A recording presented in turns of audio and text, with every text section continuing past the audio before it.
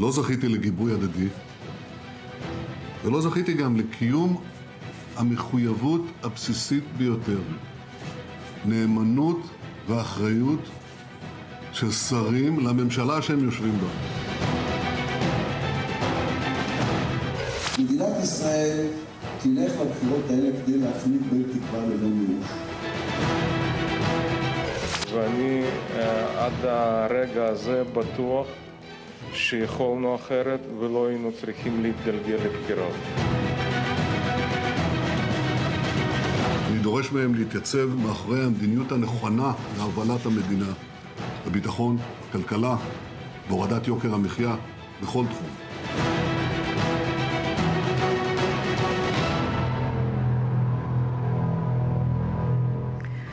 Good evening and welcome to this special edition of the news today. Tonight we will deal with two burning issues. The first, the Israeli government crisis and apparent early elections. The second, the French parliament vote this evening to recognize a Palestinian state.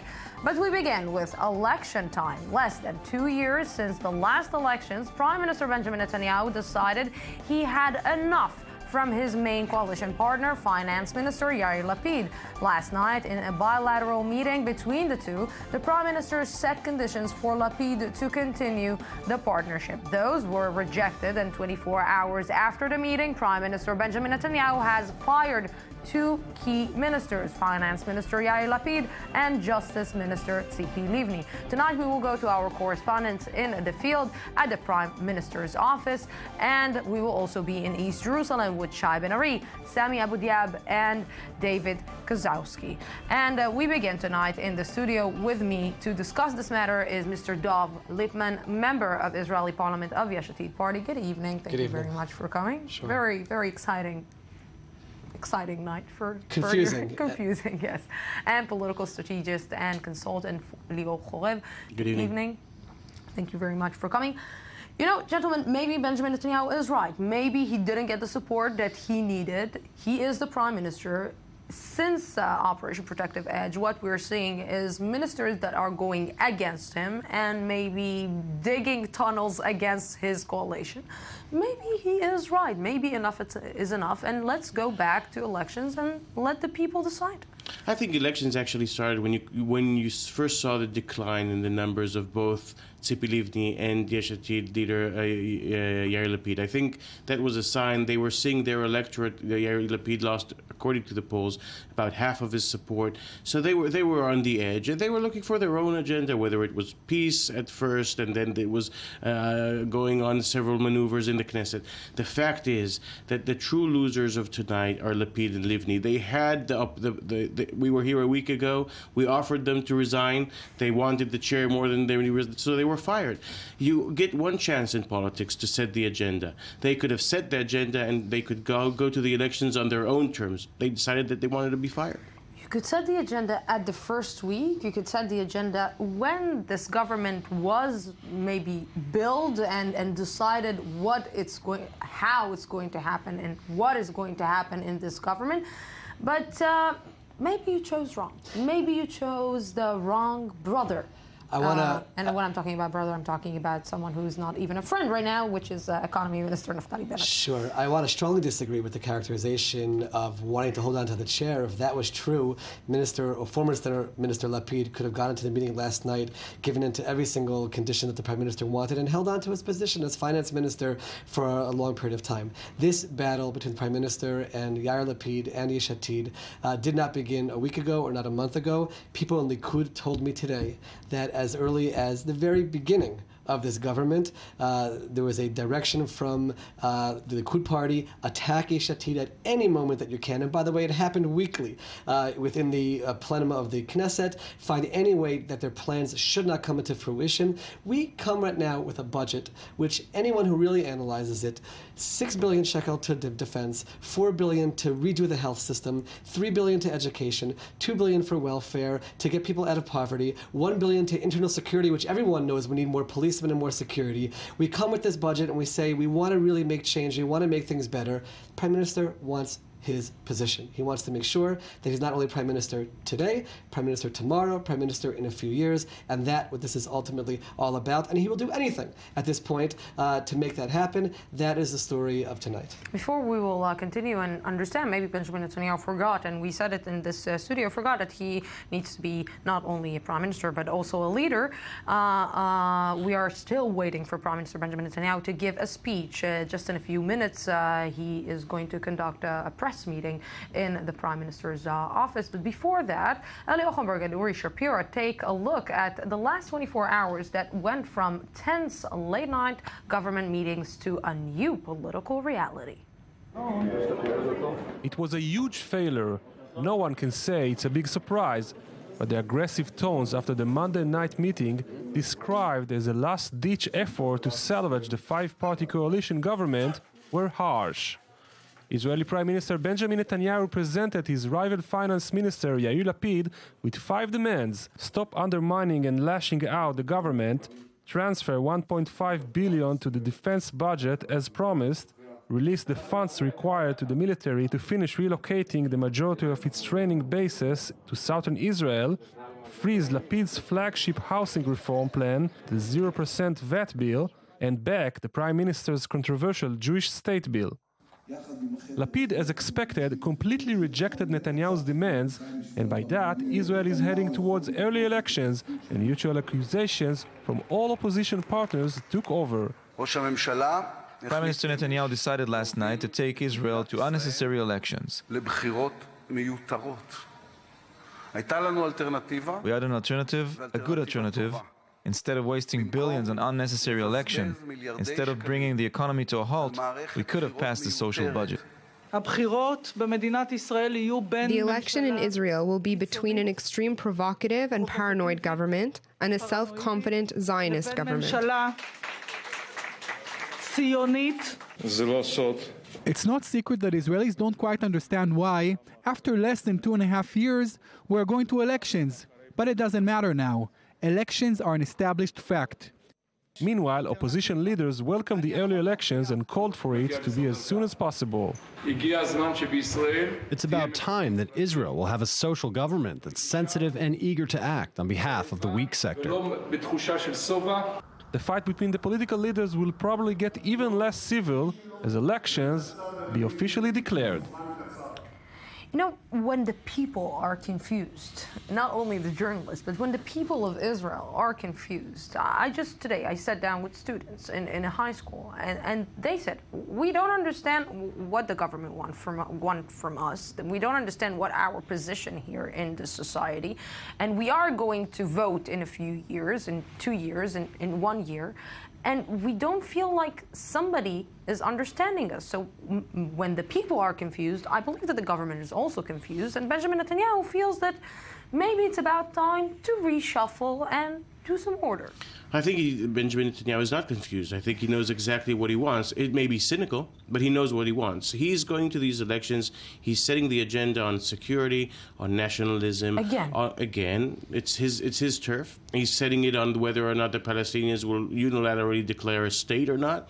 And he would like the agenda setting to be that.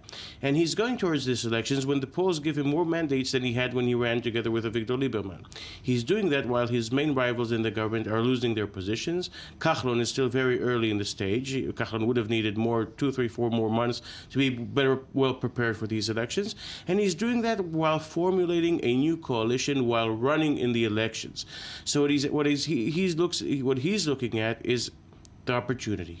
And this is an opportunism move by Benjamin Netanyahu. But again, you have to, in politics, it's not about morality. It's about numbers, and the numbers are working for him. Try to draw a picture to me and to our viewers. What did Benjamin Netanyahu do in the last 6 years except talking very nicely? And he got reelected 3 times. This is going to be but that's a lot, because you have to remember there are 2 crucial numbers. The economy is still the same. Housing prices are still the same. No, they're not the same. They're actually 16.5% higher than they were last January. So it feels that we're going in deeper and deeper troubles. The society is so divided like it never been before. how come this prime minister is still popular? Because what he's doing now is he's seeing the numbers of Bennett rising, right? And Bennett is his main rival on the right. So he needs to go to the elections while Bennett is still second place and not first place. So while we see this as a very cynical movement, remember that politicians look at two numbers. One is their approval rate, and Netanyahu's approval rate is very low compared to other prime ministers. But we look also at being presidential, and the being presidential numbers of all the other rivals are by far lower than his. So if in terms of choosing the agenda, choosing the timing, his hand is now superior. We listened to that analysis, and I agree with it completely, and it's nice to hear from an outsider. What a tragedy for the people of Israel. It's not an issue of this plan or this plan better to bring down the housing prices. Is this plan or this plan better to bring down the cost of living? Is this plan or this plan to be able to increase employment? The issue is, how do I stay in power? And by the way, the card of I provide security, I don't know if the people of Israel feel that way. We went through a very difficult summer. We have terror in the streets. So the prime minister all of a sudden pulls out the Jewish nation state bill. Maybe that's the card that I can show that I'm the nationalist over here. I really hope that as we go into this election season, people will think about the core issues. We certainly in our party will come to the electorate with what we have accomplished and what we planned, and let's make the decisions based on those plans, but also, has this prime minister, as you said, led us anywhere? I'll give you just a sense of my thoughts why I think that in terms of your party, it's going to be very difficult, because the events have lined you up with the left. You came out as a centralist party. You're going into the new elections as being further to the center left, and this is going to be your uphill battle in these upcoming elections. Because I will continue with what Lior is saying. The public, it seems that the Israeli society is shifting more and more to the right. It seems that the more you talk in right extreme phrases, the more that the public loves you. The more nationalist way, the more that the public will vote for you. And it seems that, excuse me, but it seems that you and your party didn't read the map in a correct way. You didn't, or either you wanted to ignore it, or you said, we're not seeing it. We're not going to move to the right or to the left because that will give us more strength in the electorate. And this is something which I've learned over the year and a half. We're making decisions based on what we think is right. And maybe that's not good politics. That could be true. But we're going to continue doing that. Our key in the elections is to show the people what we've done and what we will do in the future according to the plans that we had. Let's talk. Let's see what the current prime minister is saying. I want to keep the security, to develop the economy, the welfare, to take care of you, the citizens of Israel. This is what I did in the last 4 years in the former government. I believe that it was one of the best and stable governments of Israel. The government didn't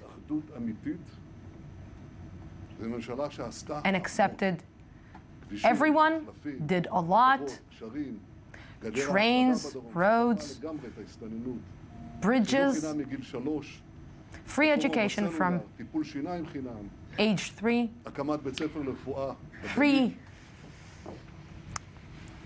treatments, this and more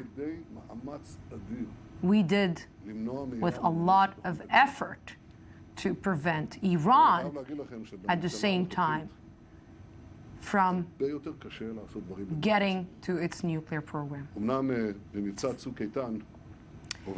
In Operation Protective Edge, with the Chief of Staff, we went to this operation. I ignored all the noises.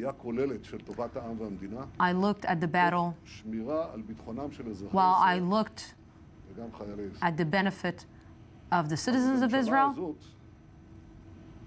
and the benefit of the soldiers of Israel.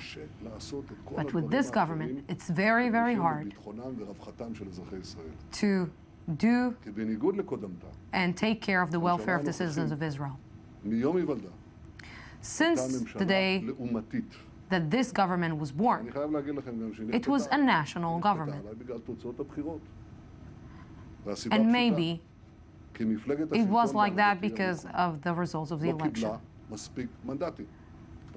This government didn't get enough mandates. And this is why, since the first moment, maybe in other conditions, in this government, there were a lot of fights, a lot of ultimatums. We tried to manage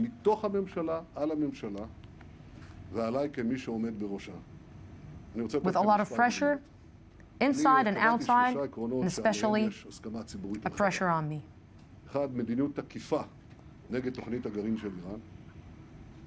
I wanted, and I'm going against the Iranian program, nuclear program. Second, the Palestinians' recognition of Israel. Yair Lapid didn't pay any attention to these subjects. Yair Lapid said, I'm happy to hear new music. A week after Rouhani took the stage and gave a speech, Lapid said that we should not ask for recognition of the Jewish state. When we wanted to continue building, he went against it. The Justice Minister agreed with him and said that the construction and building in Jerusalem is irresponsible. The last person that can say anything to anyone is Justice Minister Tzipi Livni, when she was and met with Palestinians officials when I said no. And then she said that Benjamin Netanyahu's boycotting Palestinian president is stupid. And now she attacked me again. There's something in common between Livni and Lapid. They're managing new politics, but in the reality, and at the end of the day, they are conducting and acting like old politics. In the last few days, they are doing some meetings with some parties that are not in the government, and these parties are like the ultra-Orthodox that he didn't want to see them in. The finance minister and the justice minister are doing some secret meetings and against this government. In one word, it's a putsch. In one word, we cannot manage this government, and this is why I decided to fire Mr. Yair Lapid and Mrs. Tzipi Livni, because I decided to act for Allah to go to elections and to get the confidence from the people. I won't agree for a situation where ministers inside the government are attacking the government and the one who's standing and leading it and acting in a lack of responsibility, national lack of responsibility. I think that the citizens should get a stable, big government that can control and govern the state of Israel. Now I want to tell you, it's not something simple for me, what I'm doing here tonight. But in 2000,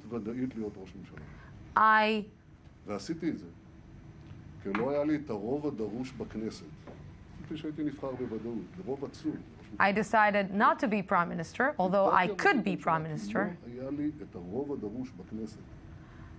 I didn't have the mandate. I gave it up because I didn't have the mandate to control the government. Now I'm taking a personal risk.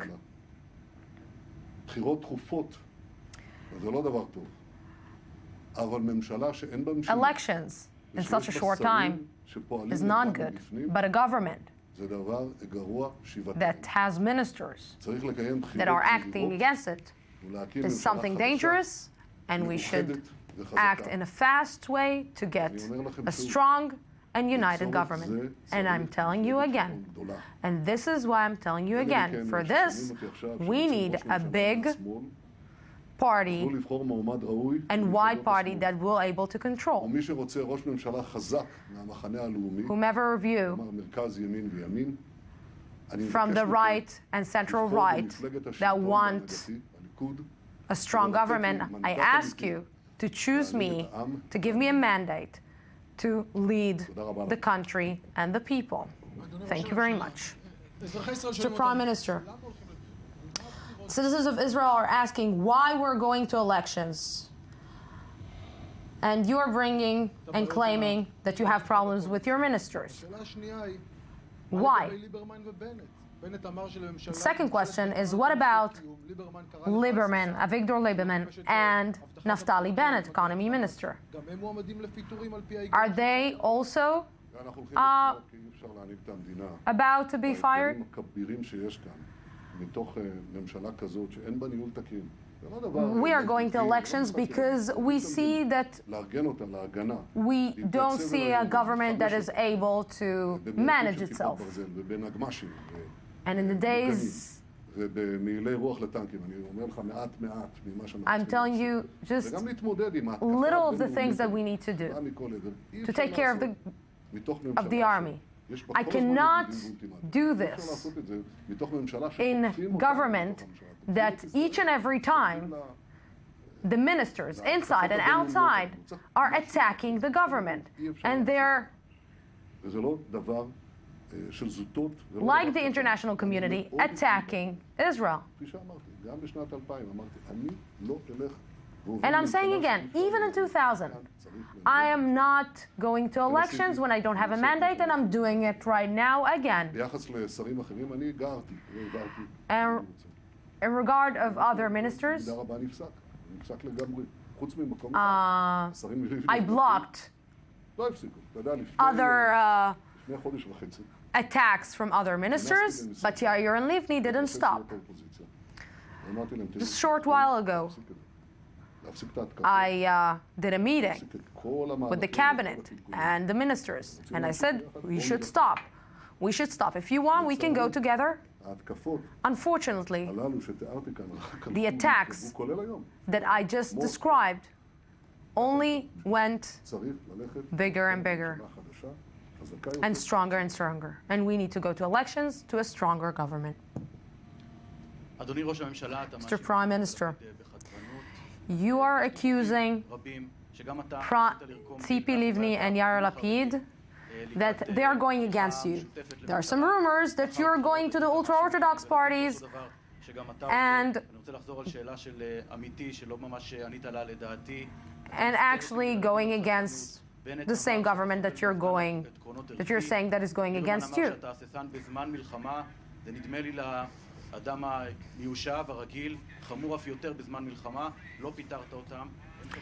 Yes, that was Prime Minister Benjamin Netanyahu. I will just ask to get this, thank you very much, to get Benjamin Netanyahu in the press meeting out of my ear. We just heard Benjamin Netanyahu.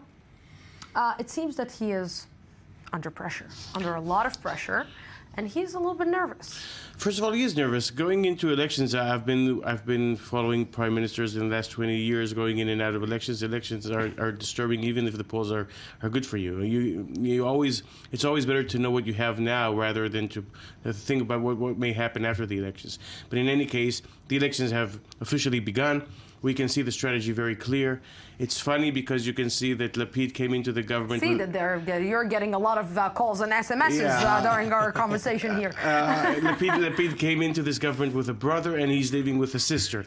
Both probably not biological brother and sister, but that's one of the problems we spoke about. But officially, Netanyahu is calling the central right to vote for the Likud. He's putting these elections between... What central right? The central right is actually, and by the way, there has just been published a new, very important poll by Channel 2. According to this poll, the Likud is standing on 22 mandates, Bennett 17. I'm afraid to tell you, but your party is losing 10 out of its 19 mandates. Kachlon is getting 10. So if you look at, and the ultra-Orthodox are getting by 2 mandates bigger as a whole. So if you look at this poll, and it's quite similar to other polls we've seen, those parties who identify themselves as center-right have by a majority by far in the next Knesset, which means that Netanyahu is now struggling to get 3-4 mandates out of what Lieberman may take or what Bennett may take to keep his party as being first. The gap has been lowered down. The gap now between the National Religious and the Likud is only 5 mandates. That's the struggle. He's fighting Lapid today, but he's aiming towards the right. He's not going to gain any Lapid voters, but he's going to try and gain voters from the right. Elections have begun, and what I can tell you is just one very important thing. We're all seeking what will happen in 3-4 months from now after the elections, but there is a country to run in the next 3-4 months. There are going to be very dramatic issues on the table, and Netanyahu is going to run a very, very slim government in the time to come, and I believe that you will see policy and elections intertwined into one in the next 3-4 weeks. What you just brought up right now is, again, part of the tragedy of the situation. No budget, no reforms, no plans moving forward, try to manage very difficult situations, all for the sake of trying to hold on to a seat, which, again, the polls are saying 22. That's also not a dramatic amount for a leader to have, that all of a sudden he's going to have that mandate. The only prime minister who had less was Ariel Sharon in 2001 when he governed with 19 mandates. And you also see a prime minister who's grasping at straws. The reporters are asking him, Bennett came out against you in wartime. Minister Lapid and even Livni, they were his support, they were his backing during the war. And now all of a sudden, just for political reasons, he's putting the blame on them. It's a shame for all of Israel. And our hope, is that voters who just time after time sort of follow this idea of he's the leader, there's no one else, will recognize the difficult situation he's put us in, that we've almost gone backwards, and hopefully recognize that we do have to give new leadership its chance. And like I said, we as a party will have the challenge of presenting what we've done and what we will do. Was I the only one who heard just a little boy right now just acting, a prime minister acting like a little child? No, he's very hurt. He's blaming and shaming, and that's part of his policy for years. You have to have a demon for elections. And the demon for him right now is the fact that you try to undermine a prime minister from within a government. This is not done. By the way, it will not carry any significant weight. But I have to say I'm quite astonished, because you're saying, you're talking about the type of leadership. And you're committing the same sin as you're accusing Mr. Netanyahu. You're not talking policy, you're not talking peace, you're not talking borders, you're talking leadership. And do I think substance will be part of this elections? I'm afraid not. Gentlemen, thank you very, very much for coming. Let's hope for better days for now. Thank you very much for having us. We're going out for a small break, 2 minutes, and we'll be back.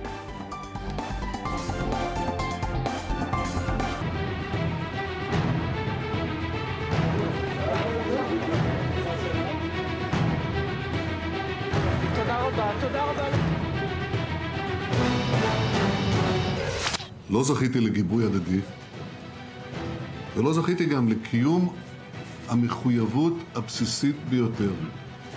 נאמנות ואחריות של שרים לממשלה שהם יושבים בה.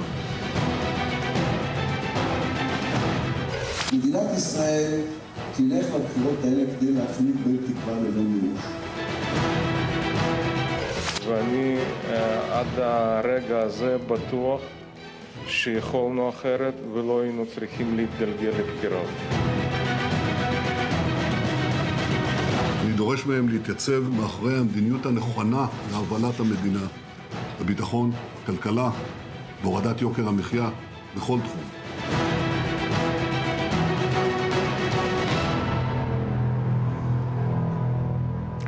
Welcome to the House of Fun. Welcome back to this special edition. We continue with the government crisis in Israel, apparent early elections, and all the implications. Now, with me is Dr. Einat Wilf, member of Israeli Parliament, senior fellow at Jewish People Policy Institute. Good evening. Thank you very much for coming. Still with me is Mr. Dov Lippman from Yesh Atid Party. We're still here. You're still here. And also Jacob Elan, Israeli broadcaster and I-24 News anchor. Good evening. Thank you very much for coming. Thank you. No party. No party. No, yet. Yeah. Yet. Jacob, I want to start with you. You just heard Benjamin Netanyahu talking. Right. I just asked Lior Chorev that was sitting here. It sounded that he is a little bit whining. It sounded like Benjamin Netanyahu is suddenly surprised that this government just blew up in his face. Well, first of all, it was a 100% campaign speech. It was the kickoff of the next election campaign in Israel. There's no doubt about it. Netanyahu is playing the blaming game now. When most of the Israeli public, ask themselves, why are we here at all? Why is this happening at all? And there's no logic here. There's some sort of a snowball of egos and miscalculations and political suspicion that everybody suspects the others. And here we are in an amazing situation where after 20 months we're going again to elections here in Israel. Jacob, do you remember a situation like that? No, not so much. Usually we can understand and explain the political processes in Israel. But this goes beyond even the twisted logic that we're accustomed to here in this country. Look, this country is deeply divided. It's split smack in the middle politically and ideologically, even religiously, whatever, economically, whatever. And it's not a surprise that the coalition government has, problems to function. But for no apparent reason, this thing just came to a halt after 20 months. And I think Netanyahu's job mainly will be to explain why did he go for this, and the others will have to explain why they did not cooperate with him within the government. How will he be able to govern the government in the next 3 months? How will he be able to do something, let's say, God forbid, we will go to another operation. How will he be able to, let's say, find this new BFFs, like the chief of staff and the security officer? How will he be able to govern in the next 3 months? Actually, that's the least of his problems. I mean, governing, he has the support that he needs. He might not be able to pass any major legislation, but my guess is that he's not going to try to pass any major legislation in the next 3 months. But the power within ministries in Israel is substantial, and ministries certainly can wage war without needing parliamentary approval, without needing legislation.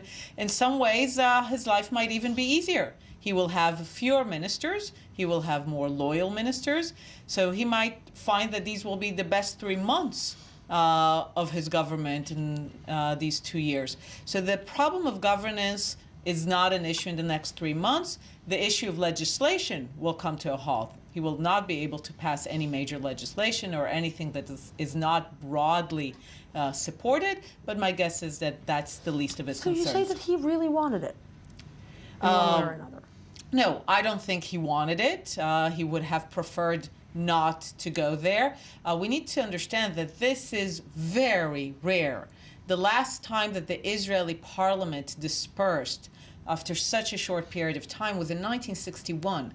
So Israeli parliaments, despite the image of being very unstable, tend on average to stay for about 3.5 to 4 years. It's very rare for parliaments to disperse themselves after less than 2 years. The prime minister did not want it, but I guess he felt that, as far as he was concerned, this was not working anymore, and he decided to bring it to an end. The good news that I would say is I've been in the Knesset now a year and a half. I can't think of one piece of legislation that the Prime Minister brought to us as a Knesset as Prime Minister. There weren't major reforms that were brought to us from his direction. There were other ministries where there were. No, he's passing reforms in Vienna or in... So how will we manage? It'll be more of the same of a Prime Minister not leading us in any direction. So and that's very much what these elections are going to have to be about. So there's no concern in terms of that issue. It's just a shame, like I mentioned before, that reforms that are in the process, that ministers that were in the middle of doing very good things for the country, that will come to a halt, and we'll have to bring that to the electorate, and hopefully they'll give us the chance to continue. Do you feel maybe that you failed? No. I don't think that we failed. I do acknowledge that the relationship that we had with Bennett and Bayit Yehudi, the flaw there, to be honest with you, we didn't realize the extremism they would have on the religion and state issues. We thought we could have significant time to move forward with a series of reforms, especially on religion and state. And then at a certain point, there would be an issue where, are we moving forward with the Palestinians? Bennett pulls out. We're not moving forward. We have to decide what to do. We were not able to move as much forward as we wanted to because of the extremism. We did accomplish a lot. And one of our biggest fears, or my biggest sadness, is if at the end of this election period we come back to a government, which is the Likud, the right, together with the ultra-Orthodox parties, and they try to undo all that progress on the religion and state issues, and even within the ultra-Orthodox community in terms of employment and service, and trying to get a better balance of religion and state, that's also a very sad status for the state of Israel, and we hope that we can prevent that from happening by a successful election run. Jacob, try to explain to me, how come Benjamin Netanyahu is so successful? How come Benjamin Netanyahu is not doing anything on the ground, but getting You so mean so popular in Yes. the Israeli electorate?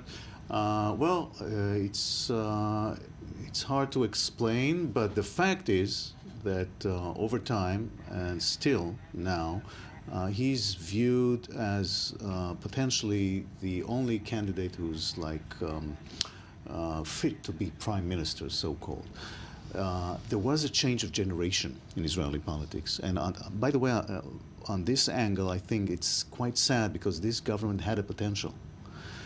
There were a lot of reforms happening or supposed to be happening that will not happen now. And there's a new generation of Israeli leaders, Lapid being one, Bennett being another, Kahlon, who's a former Likud minister, a potential candidate now. But you have to have some time in power in order to get the gravitas of being looked at as a potential prime minister in Israel. Remember, we had prime ministers. Well, you know, we had prime ministers here for years, for generations, that were like at least 70 years old. And Netanyahu is considered young, you know what I mean?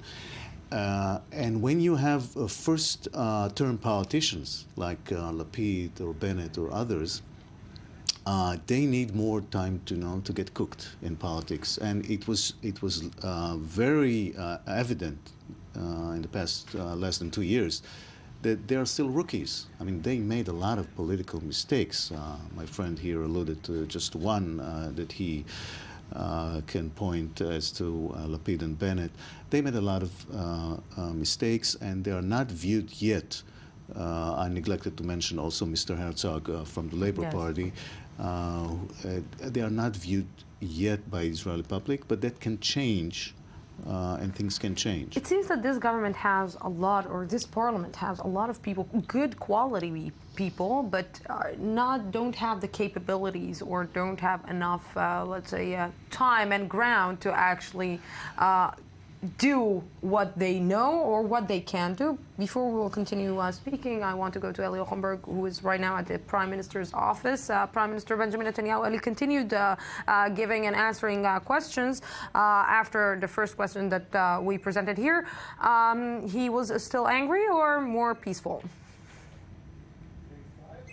Well, indeed, Lucy, it was very harsh statements with main allegations against Finance Minister Yair Lapid and Justice Minister Tzipi Livni, who, as he said, teamed up against him and tried to basically do a coup d'etat, a putsch against him. Extremely harsh accusations, but while recovering from these difficult words, the main message is we're heading towards elections, immediate ones, as soon as possible. And Netanyahu even approached the Israeli Israelis and asked them to give him his vote. So he definitely started his own personal campaign. He further answered that he's not going to team out with Avigdor Lieberman's foreign minister, Avigdor Lieberman's party Israel Beitenu, as he did in the last elections. He's going to run at the head of the ruling Likud party. And again, he approached the Israeli citizens and asked them to give him his vote. It's the clear evidence that the elections are right around the corner, and everyone are starting to get prepared to get advantage with their campaigns. But again, this day we can summarize it with mainly difficult and harsh accusations, mutual accusations from all over. And this ending tone, at least for now, the evening is still young, was not less harsh or less difficult than the violent rhetoric we heard earlier today. But again, the basic, the bottom line is that we're heading toward elections, and following the wish of all involved, there will probably be soon as possible. Yes, thank you very much, Eli Ochenberg. Jacob, you wanted to... Well, I want to talk about what's going to be in the next elections, what is going to be all about. Last elections, and for less than 2 years, it was centered on economic issues, cost of living, cost of housing in Israel.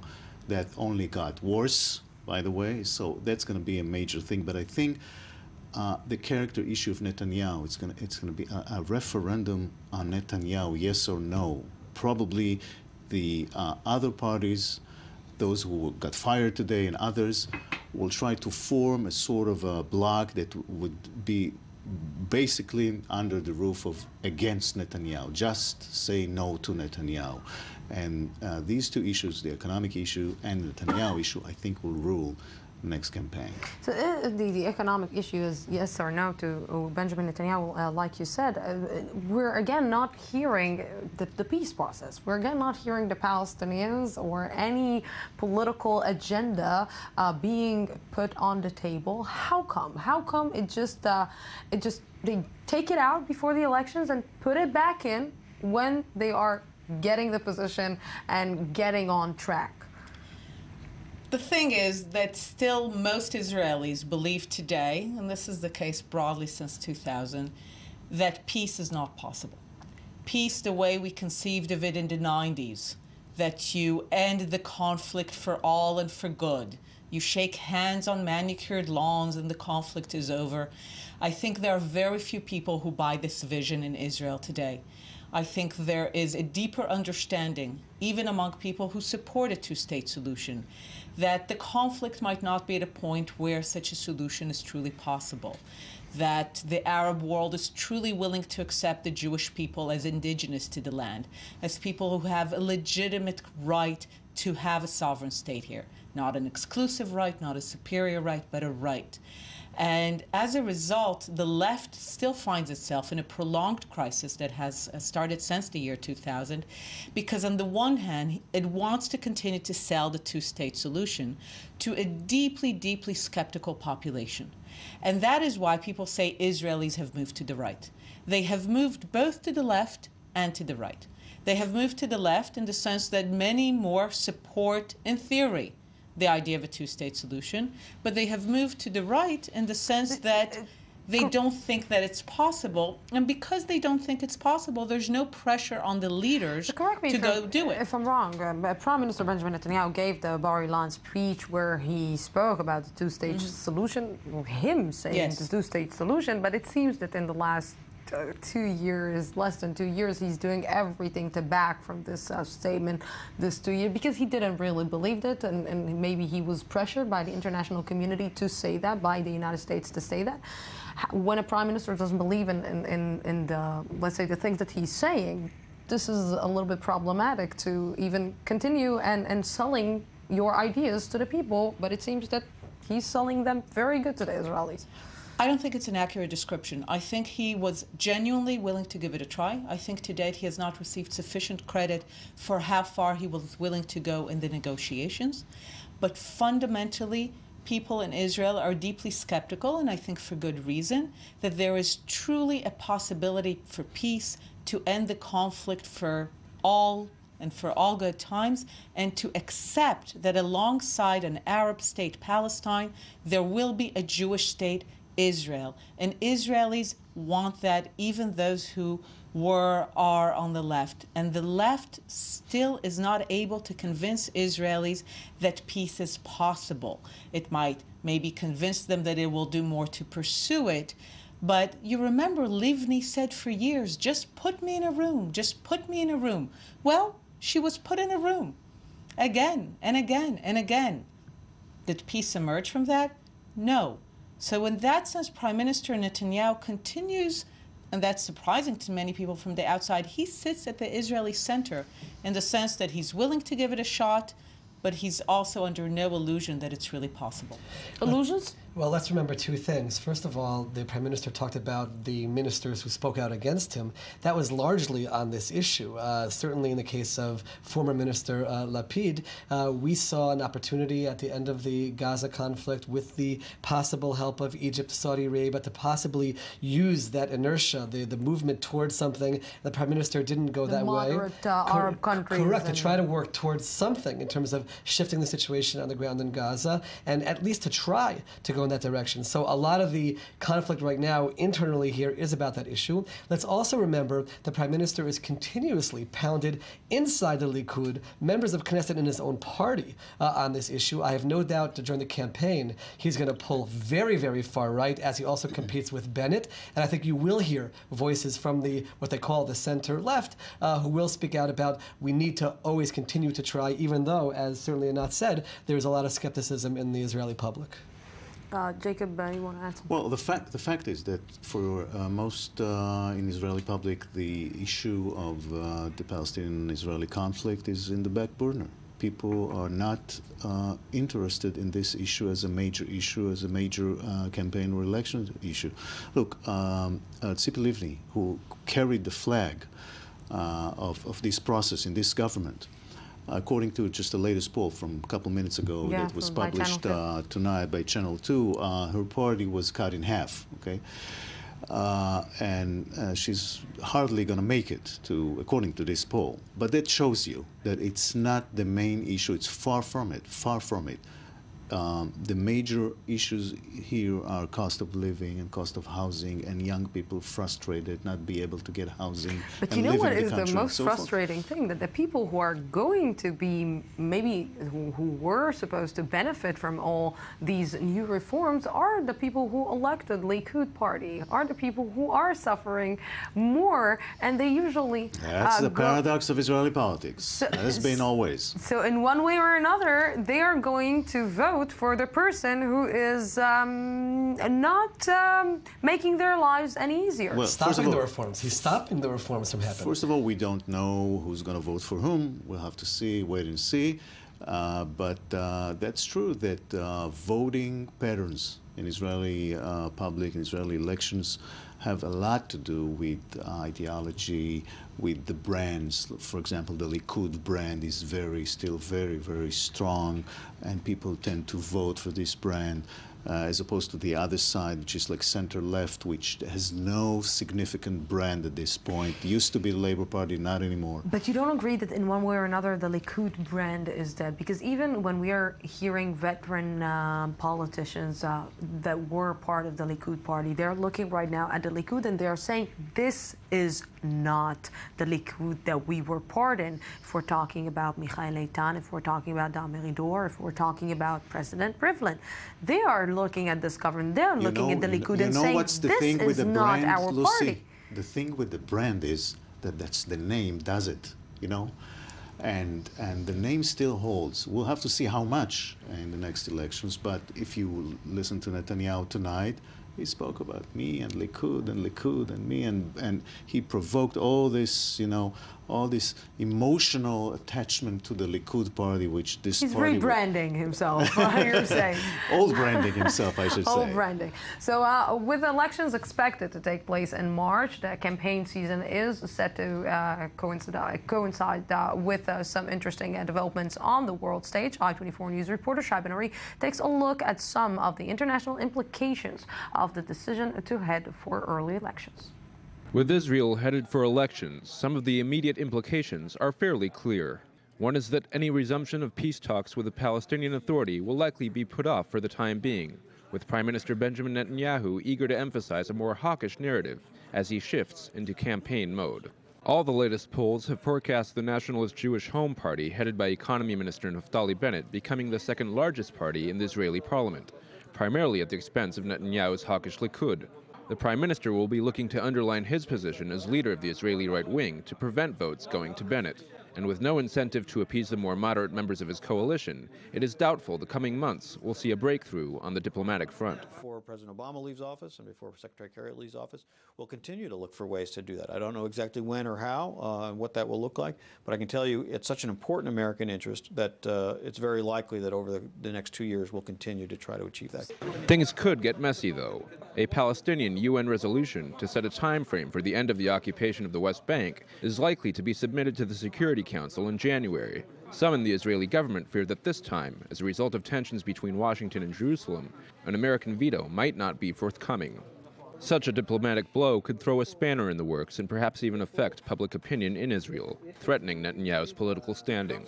The Prime Minister's troubled relationship with the international community may have some world leaders hoping for a major political shift in Israel. But as it stands now, the most likely election outcome is that the current Prime Minister will form the next Israeli government as well. In fact, it appears likely Netanyahu may choose to form an even more hawkish government following the next elections, with ultra-Orthodox parties replacing the more centrist coalition partners, like Yair Lapid's Yesh Atid party and Tzipi Livni's Hatnu'ah. Such a coalition would likely raise major concerns amongst the international community regarding Israel's intentions on the diplomatic stage. A scenario where Netanyahu is not the next prime minister would probably hinge on a major shift in public opinion from now until election day, or at least one of Netanyahu's traditional coalition partners, perhaps the always unpredictable Avigdor Lieberman, leader of the nationalist Israel Beitenu, defecting to the center-left camp. The next few months should prove to be interesting at the very least. This situation right now is basically, let's say, a really big snack to the international community, especially to the United States, that maybe said, "We told you so."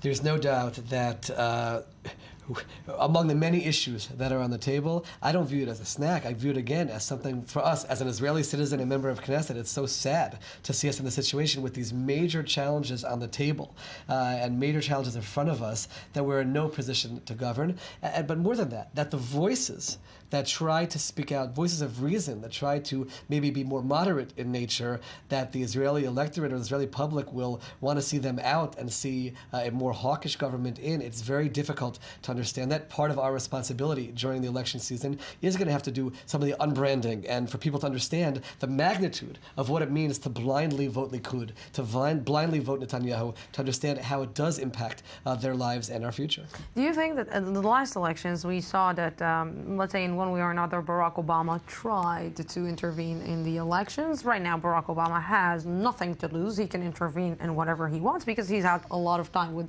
to handle the foreign policy that he didn't handle in the last 6 years. So do you think he will try and intervene with what is going on here? I'm going to focus on what we have to do to intervene and right the ship over here and leave that to maybe some other commentators you're being to diplomatic analyze. now. You see? So you should not I'm not be a Knesset diplomatic. member. So I please. can tell you this. I'm just a journalist. I can speak whatever I want. If Barack Obama intervenes, I suspect it's going to backfire. On the United States. It's going to, if he intervenes assumingly against Netanyahu, as assumingly Netanyahu intervened against Obama, I think it's going to backfire and it's going to help Netanyahu. So I would not expect Obama to intervene here in a bold way. How will the international community right now react to these, to what we're seeing here, to the political situation in Israel? Mostly wait and see. Whenever we go to elections, they go into wait and see mode. What are they going to do? I mean, there's not much they can do at this point. It's clear that, again, the description is as if there was so much opportunity to make peace, and these elections are just breaking this wonderful opportunity that we had.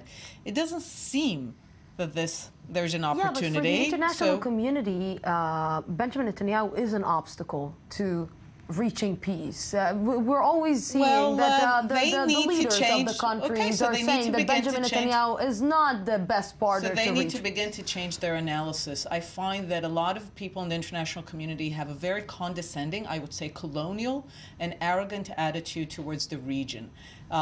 The fact that Israelis and Palestinians have not been able to reach an agreement is not because they're children who are not capable of making decisions.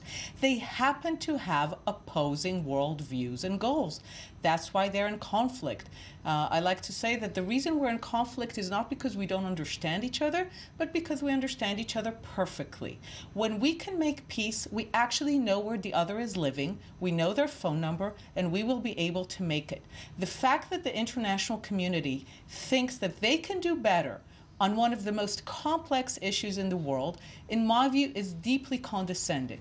The fact that they personalize it to say, this person is an obstacle, this person is good, I think shows a deep, deep misunderstanding of what drives the conflict, what drives the opportunities for peace, and doing so is, I think, completely what you're uncalled saying, for. it's like we're two children. It's not that we can't, we just don't want to? No, it's not that we have deeply opposing worldviews at the moment. The Arab world, broadly speaking, still thinks that Israel is a crusader state of Jews who have taken a foreign land. They do not accept that the Jewish people are equally indigenous to the land, that they have come home, that they have an equal right to the land, and that partition between a Jewish state and an Arab state should emerge from this parity of respect towards the fact that there are two peoples with a right to the land. And we are not there yet. Jacob, do you agree? No, actually, I doubt that the world will take the stand of wait and see. I think that Israel today is weaker than yesterday. We've just seen the French Parliament taking this decision today, pro-Palestinian state. I think we may see more of this, and the stance of an Israeli government against this will be weaker in the next, 6 months? Because after the elections, we'll have, coalition deliberations and so forth. So it's going to be at least 6 months. You're telling me wait and see. Yeah. Wait and see. Gentlemen, thank you very much for coming. My lady, thank you very much for coming. We're going out for a small break, 2 minutes, and I'll be back.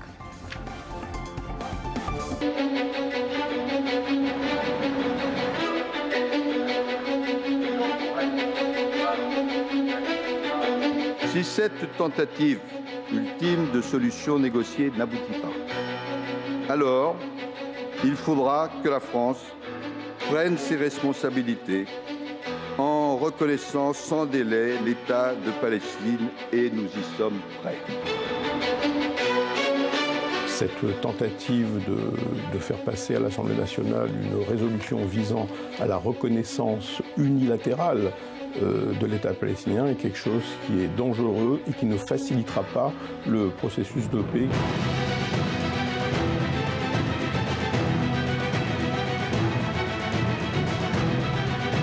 We also would like to see France recognize Palestine immediately, because this is a way of sending a signal that France is serious about ending the occupation and about the two-state solution.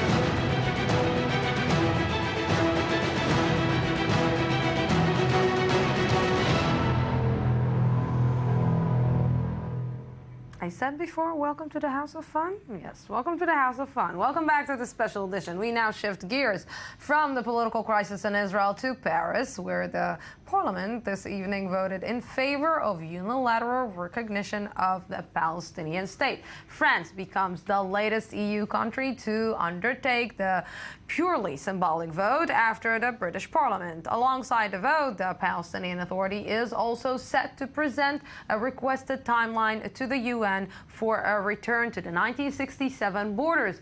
What is behind the current buildup of unilateral action, and where will it all lead? Joining me tonight is Galev Myers, founder, Jerusalem Institute of Justice. Good evening. Good evening to you. And also Dimitri Diliani, member of the Fatah Revolutionary Council. Good evening. Thank you very much for joining me. I will start with you. You don't feel in one way or another a little bit that all these states that are recognizing the Palestinian state and recognize the Palestinians the right to have a state, in one way or another, they're not connected to reality, and they're not connected to what is happening on the ground. And what is happening on the ground right now, that the Palestinians are suffering, and they're suffering from both.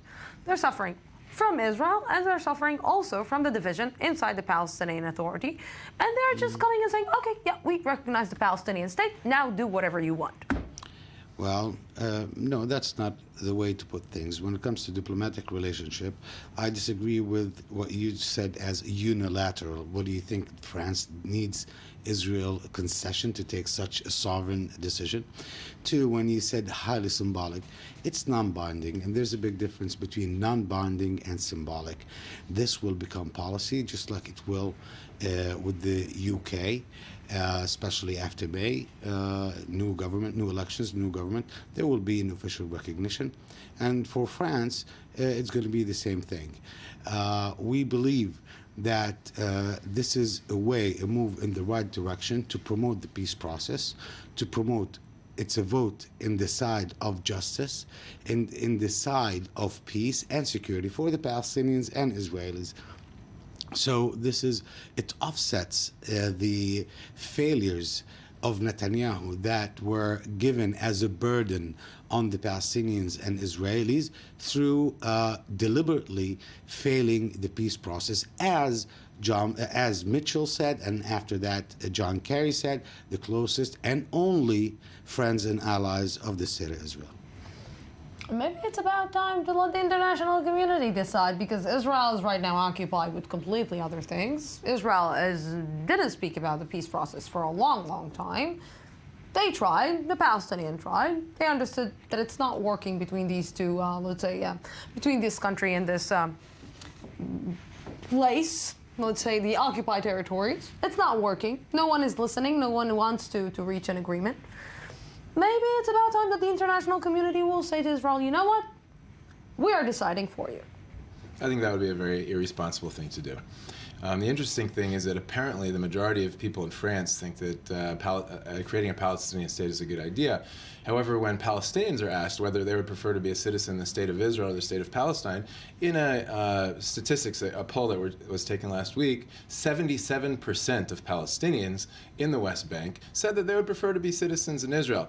I assume that the other 33%, like Mr. Deliani, are the ones who are receiving a salary from Mahmoud Abbas. Nobody else is really interested in being a citizen in Israel. Don't presume anything, just like you always do.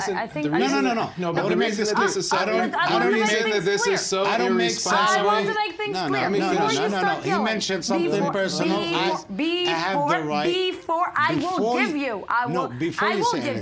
give you. Okay. I think that the 77%, Paul, was concerning the Israeli Arabs who are living in Israel, that they want to continue living in Israel. So let's look at it from the perspective.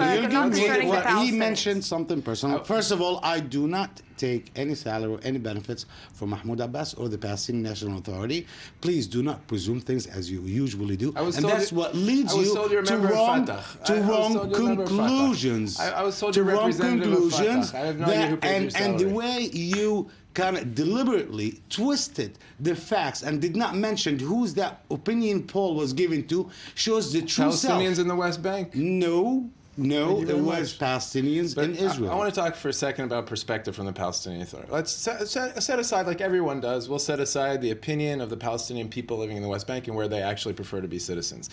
Purely from the standpoint of the international community, I can give you 26 billion reasons why a Palestinian state shouldn't have been created, because $26 billion of aid from the international community came in since the Oslo Accords in 1994 until today into the Palestinian Authority, and what's been done with it? Where's the modern industry? Where are the jobs that have been created? Where's the investment in infrastructure and water and roads, etc.? We can laugh, we can blame Israel, we can blame Bibi Netanyahu for walking away from the table, but nobody is building a Palestinian state. There is no state. There's no economy. There's no infrastructure. It is my business. It's not your business. Because why should we recognize something that's really more than a fictitious Why not? Because the international community will ask. Because I shouldn't care about the Palestinians. It's none of my business. For an occupier, because the international community will ask for an occupier itself that suffocates the Palestinian economy, for an occupier that kills the Palestinian people, to show and give lip service that he is concerned is none of his business. It's the business of the people and the entities and the countries that put that money in, and they find out it goes in the right places. So That's one. But I want to ask one question. May I ask? For once. No, you give him time. You got to give me time. You can't keep on doing this. I'm giving I will not come to this show again. I want to let you continue speaking, but I want to also get to. I'm interrupting you because I'm adding to the show. But I want to ask you something. Give us equal time. I will give you equal time. You did not know. You have another more than 20 more minutes, and I will give you to say everything that you want. But let me right now be the international community. Let me right now be Switzerland and ask you, $27 billion, where did they go? Well, we have, since 1994, we have been feeding the economy, paying salaries, building schools, building hospitals, building institutions that the Israeli F-16s have bombed, building industry that the Israeli Where are the hospitals? Where are the schools? Have. Why are Palestinians shipped into Israel all the time for medical treatment? And I would like to tell you what is about Israel and all the international aid that goes into an army that flexes muscles all the time against civilians, against children. Why doesn't that money goes into education? Why is the Palestinian people are much more highly educated than the Israeli people, all the billions, and our budget is $4 billion a year, which is a fraction of the budget of the smallest ministry in Israel. He's asking, why don't we have, why Israeli Palestinians go to Israel for medication? Because Israel doesn't allow medical equipment properly and freely to enter into. That's absolutely inaccurate. I would tell you so many. That is a blatant lie. Look, don't say a lie for something you don't know. It's a slander. I happen to work for a company that imports, and I have to deal with this every day when hospitals cannot import their medical equipment because your government that you are really having to put perhaps if it doesn't meet FDA regulations. Medication is imported all the time. Excuse me, into the Palestinian Authority. Don't play in the politics of Bibi Netanyahu. Don't promote his politics, his right-wing fascist politics, and at the same time, I'm not here to defend Bibi Netanyahu. Act like all innocent. Your country is an occupying power. There is no excuse for occupation in the 21st century. This occupation must end, and if we are talking about your isolation as an occupying state, do not come and turn this interview or this debate about medical this or schools that because you are the cause of most of the atrocities, and you are responsible, according to international law, for the atrocities that my people live because you are the occupying power. So I want to ask you something, because you know what? Israel doesn't allow medicines to get into the West Bank. You know, and Gaza. And Gaza. It's not true. That's absolutely not true. Just a second. Okay. But I'm trying, I just 3 years ago, I went with an NGO with Doctors for Human Rights. And I went in with them. People, Jewish and Arabic, coming from Israel with health aid and helping Palestinians in the small villages. I'm not talking about Ramallah, I'm not talking about Hebron, I'm talking in the small Palestinian villages. They weren't arrested, they weren't prevented, they weren't stopped. I have to tell you that I almost went crazy. I didn't understand why these people in these small villages need to wait for this aid, for this NGO to come in and give them medicines when the Palestinians are receiving money and they are not investing in these people who are living in these villages. So yes, Israel is occupying. Israel is the one to blame. Okay, no problem. So but this is about you don't have responsibility also on your own people? We have responsibility, and we give better service considering the small amount of budget that we have available. We run a $4 billion a year annual budget. More than 40% of it end up to be deficit at the end of the year. You have to remember that our economy is not able to generate enough sources for the government in order for it to carry its responsibilities. But again, I will not allow this debate over a Palestinian success and Palestinian victory on the diplomatic issue, on the diplomatic level, to be turned because he has nothing to say over health services. So let's take it back to diplomacy, and I want, maybe Israel failed. Israel failed by not talking to the Palestinians, by sending lawyers to the Palestinians, by putting people who maybe patronize the Palestinians and told them, we know about the situation better than you, we know about the things better than you, we understand the situation better than you, we are occupying you, so we will decide. Maybe the Palestinians said, you know what, I'm not playing your game anymore. I'm playing by your own rules, and I'm telling you, I'm not playing with you. I'm going to play with the international community, which is a fair game. Okay. I want to look at this purely from a diplomatic perspective, like you say, okay? I think the West has not learned their lesson. They didn't learn their lesson from Iraq. They didn't learn their lesson from Afghanistan. They didn't learn their lesson from Syria. There's no question that Israel is an occupying power, and that needs to end. But if you remove any kind of occupation or dictatorship without creating a proper infrastructure of democracy, you create a vacuum which the radicals will fill. And the only thing that is preventing the West Bank from becoming Gaza sequel are the Jewish settlements and Jewish occupation in those areas. I think that unilaterally recognizing a Palestinian state is like signing on a death warrant to the Palestinian people. Look who's in the Palestinian Authority today. Hamas is a member of the Palestinian Authority. No, I'm not one of the Israelis that says build a wall, give them a state, let them kill each other on the other side of the wall. I don't believe in that, because where I live in Jerusalem, we're just a few kilometers from where this Palestinian state is supposed to exist. I don't want Hamas rockets being fired at me from this place. I don't want terror tunnels being built under my neighborhood so people can come in and attack my family. I don't want that vacuum to be filled with radicals. And right now there isn't a proper democratic infrastructure in place. You can throw money at the problem. You can decide unilaterally to call the state. It's going to be radicalized. Hamas is in the government today. Hamas is a terrorist organization that terrorizes first the Palestinian people and then Israel. And this is a very dangerous situation. Before you will threaten me that you won't come to the show again, I need to go to my correspondent. Shai Ben-Ari is in East Jerusalem. Shai, what are the reactions in the Israeli government and in the Israeli streets about France recognizing a Palestinian state? Yes, Lucy. Well, an Israeli government spokesman did react to this motion by the French parliament to recognize a Palestinian state, essentially calling it a mistake, a step in the wrong direction, saying that these kinds of measures essentially just delay any sort of true resolution of the Israeli-Palestinian conflict by essentially enforcing the current positions of the Palestinian leadership, which are characterized by the spokesperson as extremist. He went on to add that any sort of true resolution will, of course, entail direct negotiations being held by the respective parties, and that any sort of unilateral measures by third parties or even by the parties involved only serve to harm the process. But what is becoming more and more clear, of course, is that Israel is now dealing with a sort of concerted effort by a number of leading members of the European Union. France is just the latest, but of course there have been similar votes in the Spanish parliaments, in the UK, in Ireland, and of course the Swedish government also chose to recognize a Palestinian state. Whether or not these will actually apply any true pressure on the Netanyahu government as it faces its last days in office, that is highly in doubt, because we know that Netanyahu will be very eager to present more of a hawkish image of himself as election day draws near. Yes, Shai Ben-Ari, thank you very much for this. And I-24 News international analyst Christian Malard is in Paris. Good evening.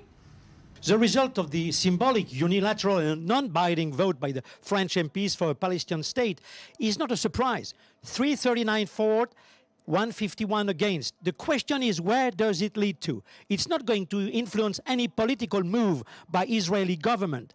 The French socialist majority thinks it can exert pressure upon the Israeli government to put the peace process back on track with the Palestinians. French Foreign Minister Fabius does hope that by 2 years, a peace agreement will be reached. French President Hollande dreams of a Paris International Conference on Peace in Middle East, hoping to be a substitute for a declining U.S. administration. Finally, one thing is reassuring for Israel. All MPs acknowledge that as long as Hamas refuses to recognize the right of Israel to exist, it cannot be considered as a peace interlocutor. Yes, Christian Malard, thank you very much. I promise, and I'm keeping my promise. I just want to answer to your guest's storyline.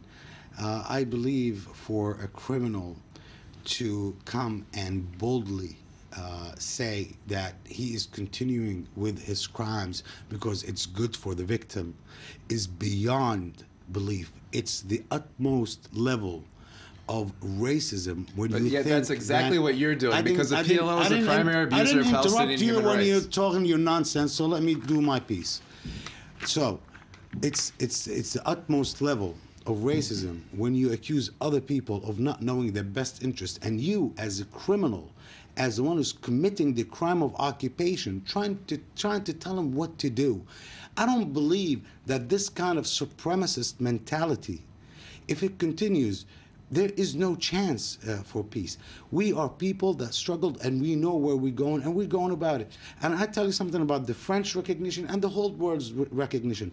The Palestinian state will not materialize until we negotiate with the state of Israel. We know that. Everybody knows that. France cannot give us a state, but what France can do and the rest of the world can do can at least make the Israeli people realize that people like your guest and the mentality that runs the state of Israel is driving them through a wall. You know, in one way or another, there's something that always it feels a little bit inconvenient with. I understand your point of view, and I understand where you're coming from, and in some things I agree, and some things I don't agree. But there is something that you never ever agree to actually say, and to say what is your part of the responsibility, how you take responsibility, how does the Palestinians, it seems like the Palestinians never did anything wrong, and we're talking about like a bunch of people that are saints, and they did each and every step in the correct way. We did a lot of mistakes, but I gotta tell you that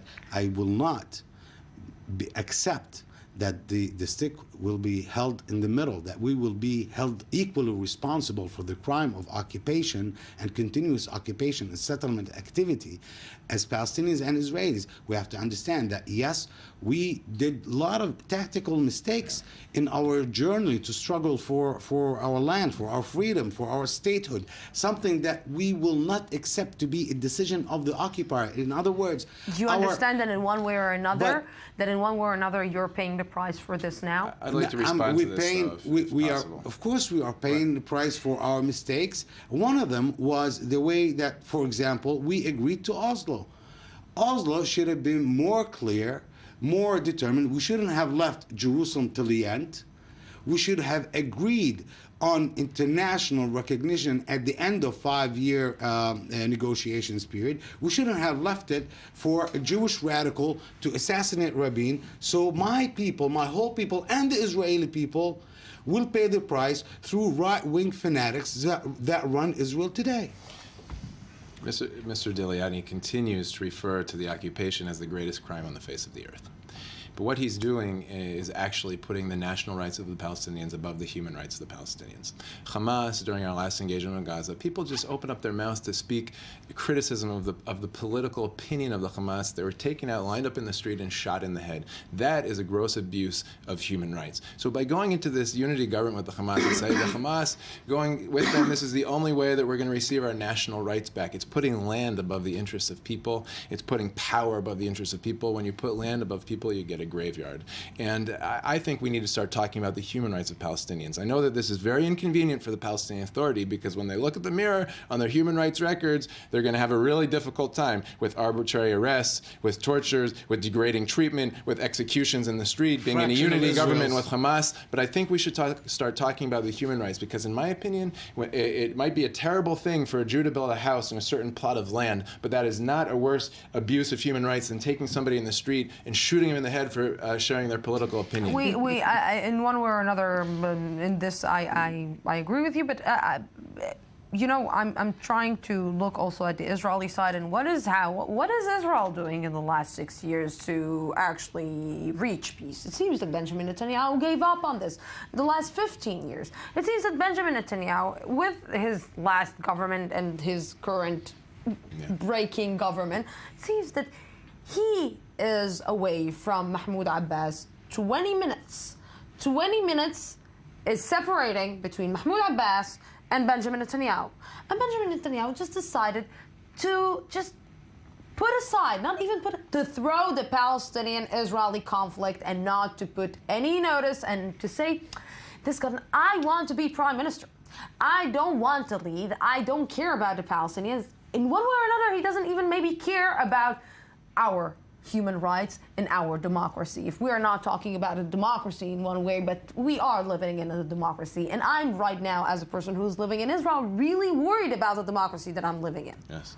As an Israeli, I'm very frustrated with our government that it hasn't put a plan on the table and said, this is our roadmap to peace. Why should we wait for the United States to give us a roadmap? Why should we wait for France to give us a roadmap? We should put out our roadmap for peace. I couldn't agree with you more. I don't think just keeping the status quo is acceptable, and I actually think it's bad for Israel and bad for the Palestinians. I am not here to support Benjamin Netanyahu. I'm here to talk about, my fear of the creation of a Palestinian state and what that means for Palestinians and Israelis, unless a proper democratic infrastructure could be created that we know will uphold the human rights of the Palestinians and also create security with Israel. If that doesn't happen, it would be kinder to extend Israeli sovereignty over the Palestinians living in the West Bank than to give them a state in which they'll be abused. I'm trying to look at this side, and I'm saying to myself, well, we are seeing what is happening between Fatah and Hamas.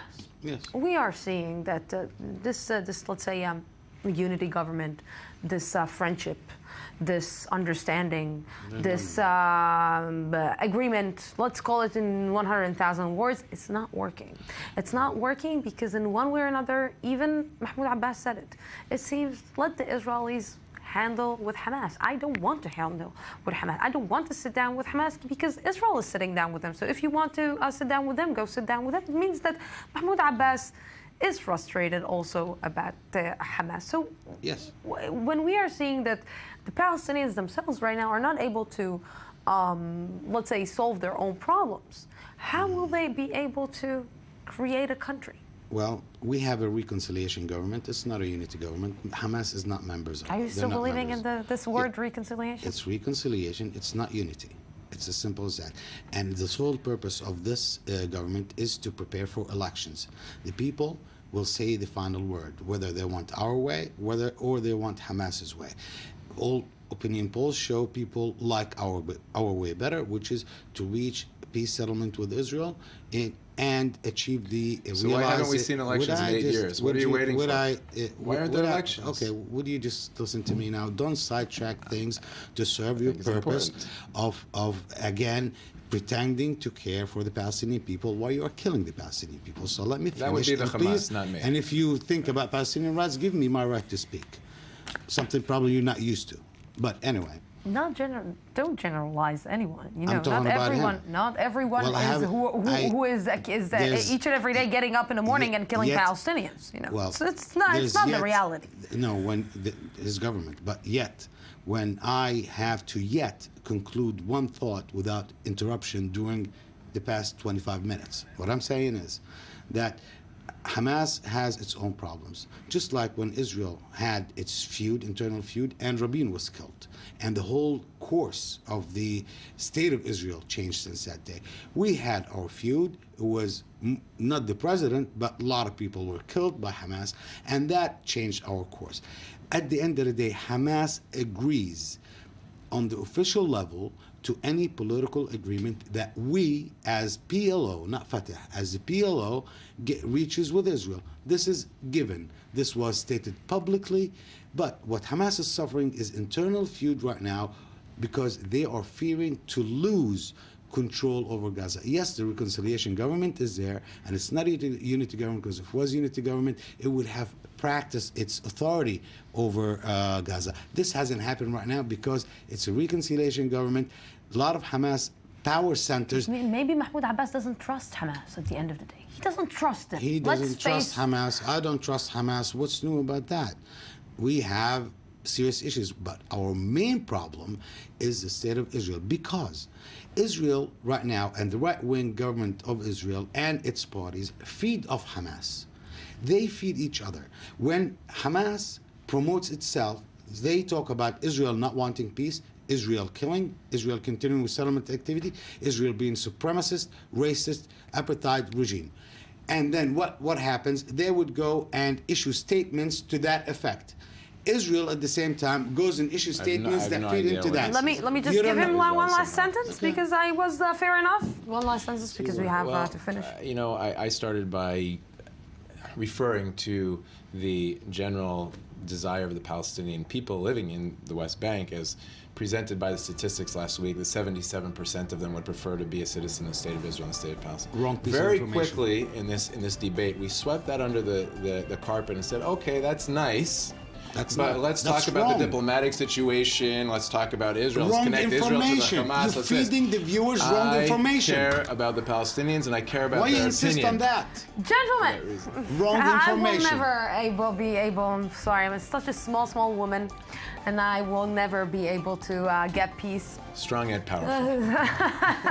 But thank you very much. For now, I will try.